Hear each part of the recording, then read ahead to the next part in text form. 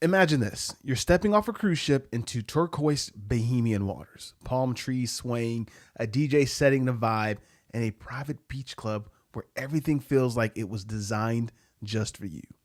That's the Beach Club at Bimini, Virgin Voyages' exclusive island experience, and it's included on almost every sailing with 2 pools, multiple bars, plenty of loungers, and a beach that looks like it belongs on a postcard. It's the perfect mix and relaxation of fun. You could spend your morning sipping a cocktail by the pool, take a dip in the ocean, grab lunch with your toes in the sand, and then dance the afternoon away at a beachside party. And while Bimini is a constant, the rest of the itinerary changes, and that's where things get interesting. And over my 5 Virgin Voyages sailings, I've tried Costa Maya Getaway, a quick escape with one main port, Western Caribbean charm, Costa Maya paired with Roatán in Honduras, Fire and Sunset Soirées, Key West plus Bimini, the Riviera Maya plus the Dominican Daze, that's Puerto Plata in the Dominican Republic, which also again includes Bimini. All of them bring that signature Virgin experience on board, but some ports just stood out more than others. So here's how I'd rank them from my least favorite to the itinerary I'd sail again tomorrow. So let's get into it like Dojo and get this thing started. Yo, what's up? My name's Griff, founder of Ahoy365.com. If you're new here, welcome to the channel. But if you've been here, welcome back. In 5th place, I have the Costa Maya Getaway. It's one of Virgin's shorter sailings, and it can be a nice quick escape, especially if you've never been to Costa Maya before. You still get the signature Virgin experience on board, and a day at the beach club at Bimini is always a highlight, but the port of call in Costa Maya can feel limited compared to Virgin's other destinations. The town is small, and while there are some good excursions, like visiting the Mayan ruins or relaxing at the beach club, it's not quite as dynamic as the other itineraries I've sailed. It's a fun cruise if you're booking for something short and easy, don't get me wrong, but when it's stacked up against the others, it just doesn't offer that same variety, or let's call it wow factor. Now, in 4th place, we moved to an itinerary that added a little more adventure and a second port stop to mix things up a bit. I'm choosing the Western Caribbean charm itinerary, the one that took us to Costa Maya and Roatán.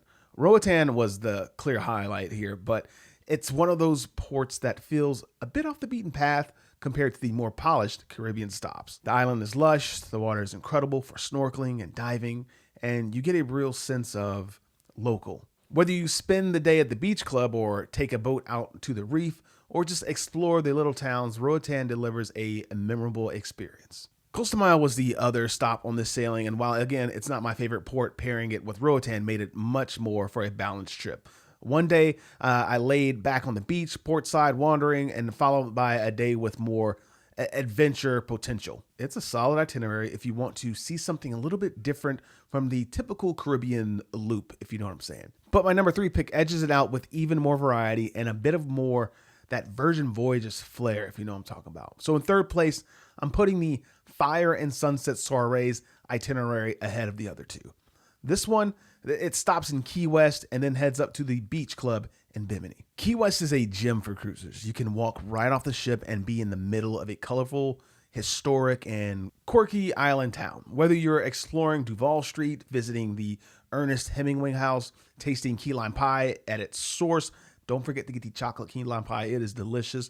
But my point is, just enjoying the waterfront views, there's a ton to do in a short amount of time. Then you get to go to Bimini, Virgin's private beach club, which really does feel like an extension of the ship's relaxed, adults-only atmosphere. The combination of a vibrant, culture-rich port like Key West, and then it takes you to this laid-back, luxury Bimini, it makes the itinerary an easy win for me. The reason it's in 3rd is simply because the top 2 itineraries add a extra layer of destination appeal, more ports, more variety, and even more reasons to get off the ship. So with that being said, let's jump to the number 2 spot. In 2nd place, I'm going with the Riviera Maya itinerary, the one that takes you to Cozumel or Playa del Carmen, plus the beach club at Bimini. Cozumel is a classic cruise stop for a reason. On our trip, we spent the day on a catamaran that took us snorkeling in crystal clear water.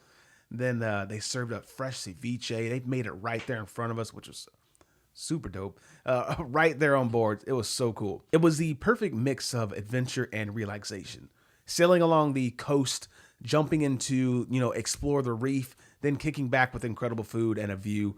You really just couldn't get it anywhere else. Beyond excursions like that, Cozumel offers endless choices. You can take a ferry to Playa del Carmen, known for shopping and dining, or just, head to the island to see ancient Mayan ruins. That's also an option as well. Then you return to the Virgin Voyages experience at Bimini, where you just can recover from your adventures with a poolside cocktail and just a calm afternoon by the water. The mix of an active, culturally rich port and a private island day makes Riviera Maya a strong contender for the top spot. But there's only one itinerary that still beats it, and for me, it's the ultimate Virgin Voyages experience. But before I continue, let me know in the comment section below, what would you rank your top 5 Virgin Voyages itineraries? And I know some of you are going to say Ibiza and Greece, so let me know in the comment section below. But in first place, I'm putting the Dominican Daze, the itinerary that sails to Puerto Plata in the Dominican Republic, plus the beach club at Bimini. Puerto Plata was just an absolute highlight. The port at Taino Bay is set up like an all-inclusive beach club. It's got a huge pool, plenty of loungers, shaded area, and even a lazy river water feature that was a real standout thing to me.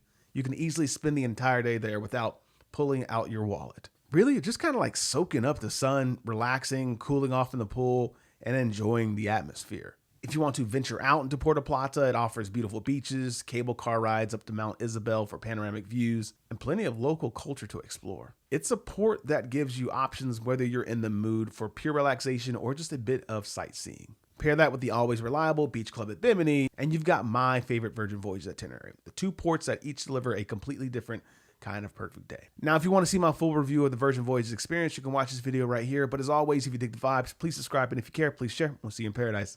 Peace.